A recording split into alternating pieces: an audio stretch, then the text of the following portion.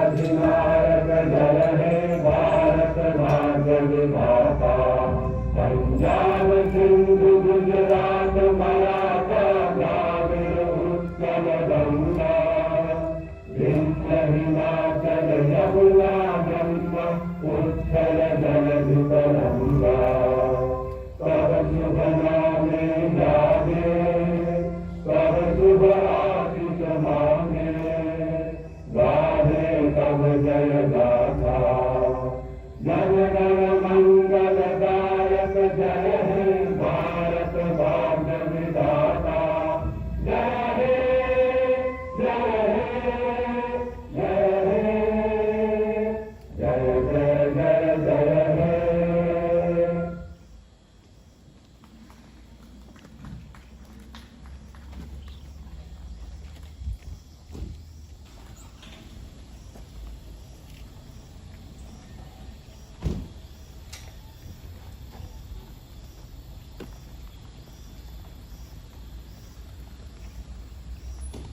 नमस्कार। आप सभी को 76वें स्वतंत्रता दिवस की बधाई। On the occasion of the 75th Independence Day of the country, my heartiest congratulations and greetings. So dear members of Indian community in Brunei, distinguished elders, families and youngsters, once again on the 76th Independence Day of the country, my heartfelt greetings and congratulations to you all. You are aware that this year has been a momentous occasion. The country has just completed the 75th year of celebrations of independence. We also celebrated this year as the Azadi Ka Amrit Mahotsav. And today we are commemorating Har Ghar Tiranga as a concluding ceremony of the Amrit Mahotsav and the 75th year anniversary of independence. This was also the year which began, you are aware, the commemorations for the 76th anniversary of country's independence began with a Dandi March to Gujarat, and this was followed by Atmanirbhar Bharat, and now we are concluding this celebration with Har Ghar Tiranga. I thank you all for commemorating the spirit of independence and freedom by displaying of the Tiranga, especially our children, youth, and youngsters. You are aware that on this occasion, the President of the country, Srimati Dr. had addressed the nation to all of you yesterday, and it is heartening. I would like to highlight it to your attention that in her very first remark, in the second line, she had mentioned the communities living overseas, congratulated them, and in fact, in her concluding remarks also, she has again congratulated the Indian mission, members of the Indian missions, and the communities abroad. This is a great achievement for the overseas communities and the Indian diaspora, that the amount of pride, not only that you bring to the nation, the amount of contribution, recognitions that you have brought to nations, to the country, but also how we have factored as overseas Indian communities in the national consciousness. You are aware that today we are fortunate that we commence the National Day celebrations being on the eastern horizon of India. We have 2.5 hours advantage. In about 2.5 hours, much of India and then the Western world, this tide of the national celebration will catch on. And India, the Indians, ethnic Indians, the overseas Indians would be commemorating this day world over. We, being on the Borneo Island, have the advantage of the sunrise that we commenced early on these commemorations. I wanted to touch upon the role of overseas Indian communities. That today, like you, there are nearly 20 million Indians who have made overseas communities the lands far away as their homes, like in Brunei. From Fiji to Brunei to Southeast Asia, to far in the West Indian islands, Mauritius, Suriname, in fact the entire Western world, there are Indian communities who, by the dint of their hard work, diligence, attainments and achievements, have brought a name to the country. And the credit also goes to our government, the way we have seamlessly been able to integrate overseas Indians as a part of the national Indian fabric. So much so that today, when we move and travel abroad, there are vibrant Indian communities ready to receive us, vibrant Indian communities who ease our entry into the communities overseas, be it professionally, socially, culturally. And I was one beneficiary of that when I landed on the Borneo Island in Brunei. I saw that so many of you who have been here, who have distinguished yourself in every walk of life, in education, medicine, our barbers, our tailors, people in the textile industry, professional, oil, and the list is endless. It is a matter of immense pride how Indians who left our land some 3 decades, 4 decades, even 5, 6, or 7 decades ago, they not only assimilated themselves in the overseas communities, but they distinguished themselves with distinction. Today we have Jamnuji, I can see with us, who has spent nearly 7 decades in this community, and many more of you. And the delight is that this process continues. I did want to touch upon this theme and spend some time to make us realize the pride that we contribute to our nation. Friends, briefly, I would also take this occasion to touch upon the highlights of Honorable President's address to the nation. She has addressed you as the citizens of the Republic. You constitute the nation. We constitute the nation. As we say, as you would have read the first lines of the Constitution, it commences, "We the people." And the meaning of the Republic has people at the heart of it. You heard the national anthem. It commences with Jana Gana Mana. Jana is again the people. And this is the significance. We must realize the individuals, the citizens, the building blocks, the people that we are, and the power that gathers and gains from the people. This is also at the heart of the address to the nation, to the people, by Honorable President. First of all, I wish to congratulate you, all of us, that in the democratic process of the country, we have gotten a new president, a woman president, and India's second woman president, and the first from an indigenous community. This is also a great feat in the process of representation. Republic is about the representation. In English, we call it republic, but in Hindi, it is called Ganatantra. So there are nuances involved. Languages are very important. Why we chose to choose in republic, it's the mechanism. The people is inherent in the republic. It's not visible, manifest in the republic. But my constitution says, we the people, and it's the Ganatantra of India. Gana is people, Tantra is a mechanism. So this is not a mechanism that operates autonomously. It is the people who propel the mechanism. That's it. And this is just one word.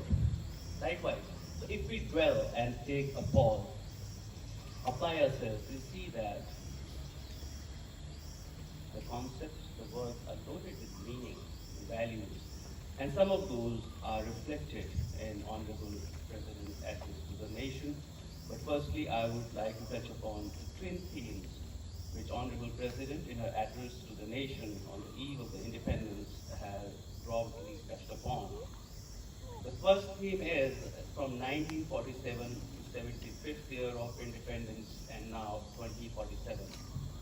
So it's a blueprint.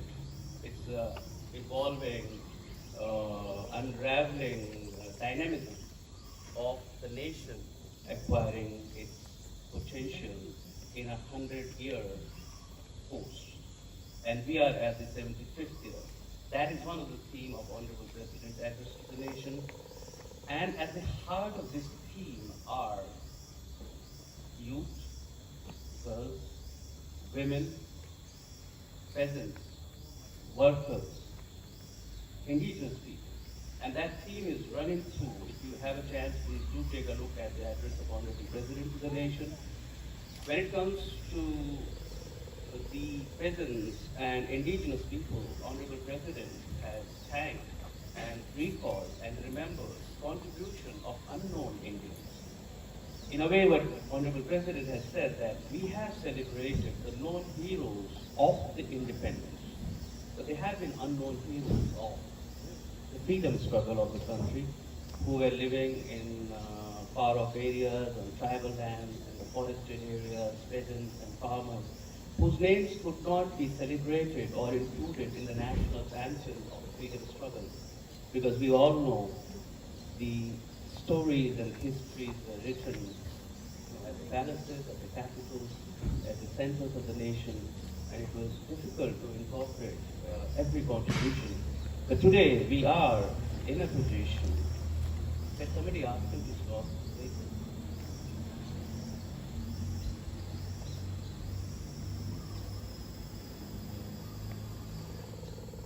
That today we have reached, the nation has given us that comfort, the 75 years with 3 generations. So I would see Jamnuji is with us today. He would be perhaps the first generation after independence who would have seen the fruits and the gains of freedom in the 1960s and 70s. Our generation went to school in 80s and 90s. So we are the third generation, will not be children today, the 75th year commemoration. And time has come now, and the comfort is at the level that we can perhaps sit back and owe and express a word of gratitude to the silent heroes, which Honorable President has mentioned in his speech, the indigenous people and the farmers and the peasants who contributed to the country's freedom struggle. She has also highlighted the celebration of 15th November as the Indigenous Peoples' Day. It's a great achievement, and it is also a lesson for us that a nation is a work in progress. It takes us 75 years to designate a day for the memory of indigenous people. It took us 65 years to recognize what yoga is. It took us about 50 years to 60 years to come to the point where we acquired the conviction and the confidence to propagate yoga, to apply it in our own lifestyle, go back to the life of simplicity. So that is one thing that we find is in constantly a running thread in Honorable President's address to the nation. She has also thanked and highlighted the role of young girls who have women athletes who have brought laurels to the country at the Commonwealth Games. She has specifically mentioned that most of these young athletes have come from underprivileged segments of society. In a way, what Honorable President has mentioned, that it's not the privilege and comfort which is propelling excellence. Today, the excellence to the nation has invariably come from rural areas, from poor households, and underprivileged segments of the society. And many of you would know that whatever wrestlers and field athletes and badminton players from Andhra Pradesh and southern India, they have brought great recognition to the country. And this is the youth that is being mentioned. And somewhere, I guess, we get the sense that the premises and the foundations of 2047 dream, 100th year of the country, are premised on the youth. That is the second segment, running theme that one finds in Honorable President's address to the nation. There is a great underscoring and stressing of knowledge economy, new national economic policy, digital economy, India being the startup hub of the world, A little reference as well of how our society and economy has done commendably against adversity in adverse times, despite of the economic decline, downturn, pandemic. Indian economy has been able to hold its course steady and maintain growth, be it in trade or merchandise, the managing of the COVID pandemic. And largely the credit for that does go to, also according to the Honorable President, it goes to the peasants and farmers and the youth and the tech economy. And in this segment, a great reliance has been, a great trust has been put in store with the very youth and the startup and the tech segment of the economy. At the same time, reliance on the rural sector, the farming sector, agriculture sector, grains has also been mentioned as the necessary segments, support systems of the society and economy, which has enabled our country to move forward. I say most of these words, friends, to you also as a messenger of my president to you. I also know that you as ethnic Indians and the citizens of India have been addressed directly by the Honorable President. And this is an objective and intent of this exercise is that we also somewhere remind ourselves of our strength of the collective. When I land on the Bruneian island of Brunei, and I meet my fellow diplomatic colleagues, I see that envy, I see that desire, that how Indian community, both numerically, but more importantly, substantively, has distinguished itself.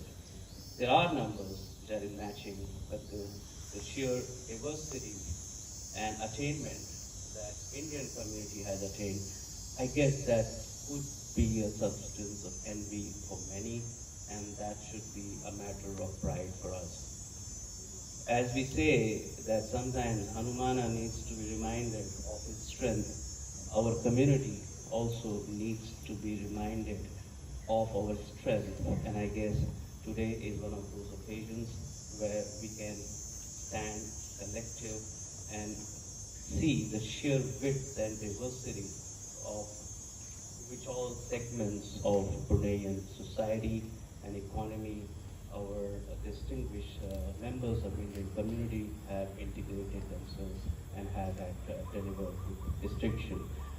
I would like to mention today a few segments which usually do not find mention in the attainments of the community's good work. That is the role of our teachers, the role of our barbers, the role of our tailors. Yes, we celebrate and we have celebrated professionals, doctors and engineers and architects and archaeologists. But yes, our people make equal contribution, and their conduct, their behavior, every time I have called on His Majesty, I make it a point to let it be known to His Majesty that he has taken care of Indian community as his children. And I want to share with you that not a single of my audience and interaction with His Majesty has gone without His Majesty mentioning the good work of Indian community. And these are his words. I'm conveying his good words to you, that he says that Indian community has made good contributions to Bruneian society. And the first profession that His Majesty has always mentioned is teachers.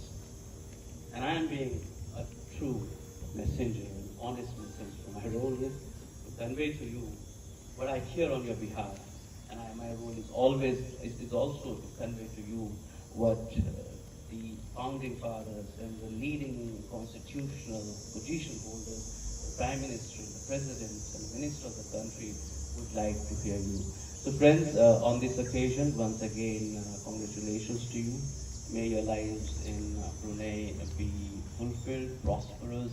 May we come together as a community and advantage each other with the mutual support, the unity of the community, the strength of the demography, And let me dwell on this theme yet again briefly.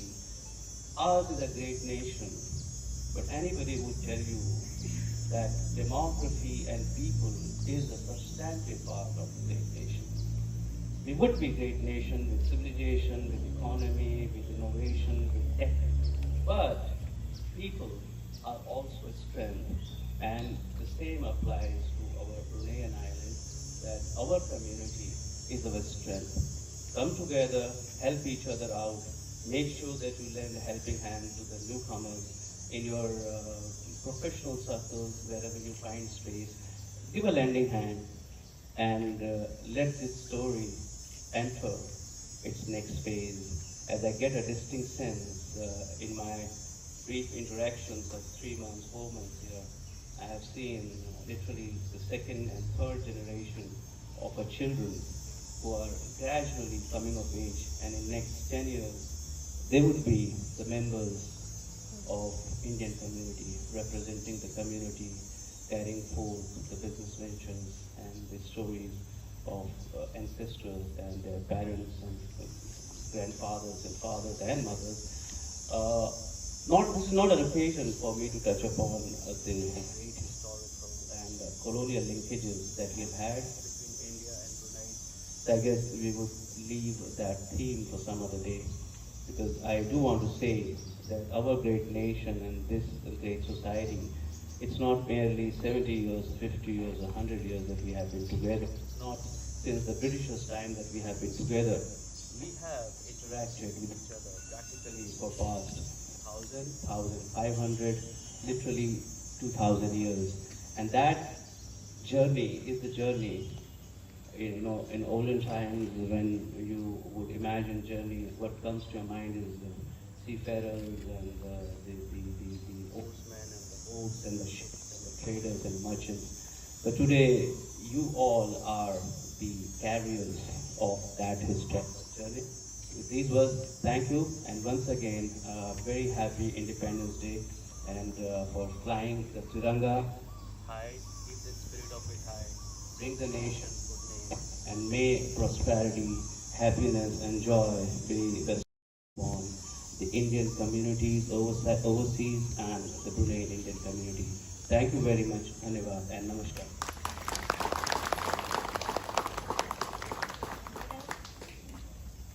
Without further ado, ladies and gentlemen, it is now time for the High Priesthood ceremony.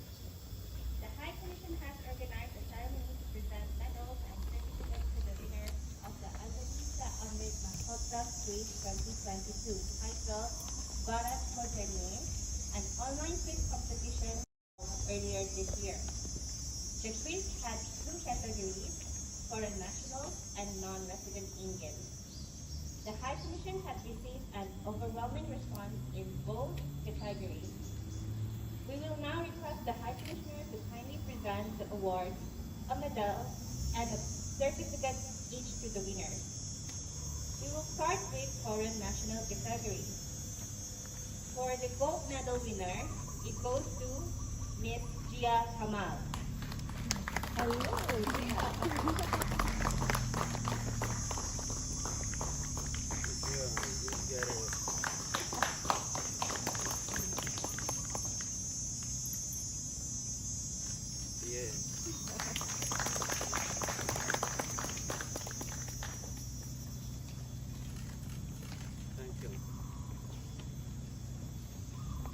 the silver medal winner, it goes to me, Miss Amal Mazlan.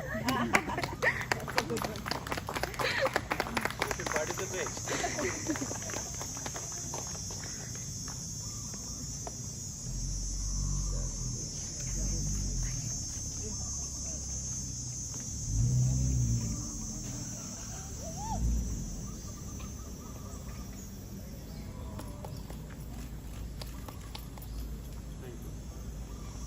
Ladies and gentlemen, the bronze medal goes to Miss Elizabeth Lafont.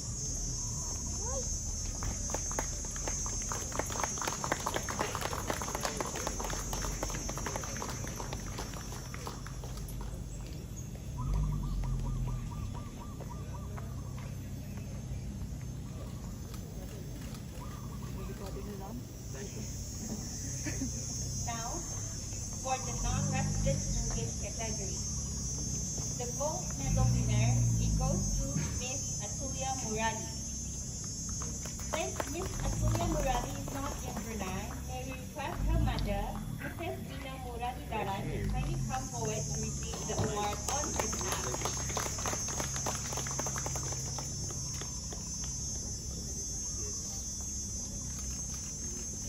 Thank you. And the silver medal goes to Master Arush Kumar. Welcome back to town. Welcome back.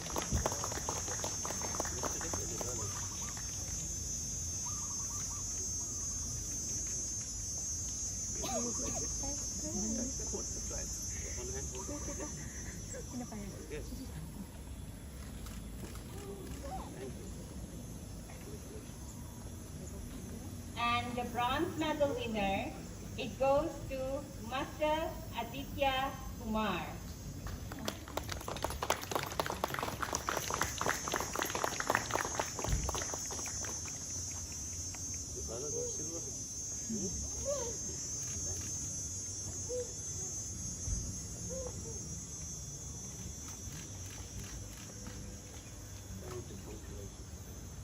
Congratulations to all the medal winners.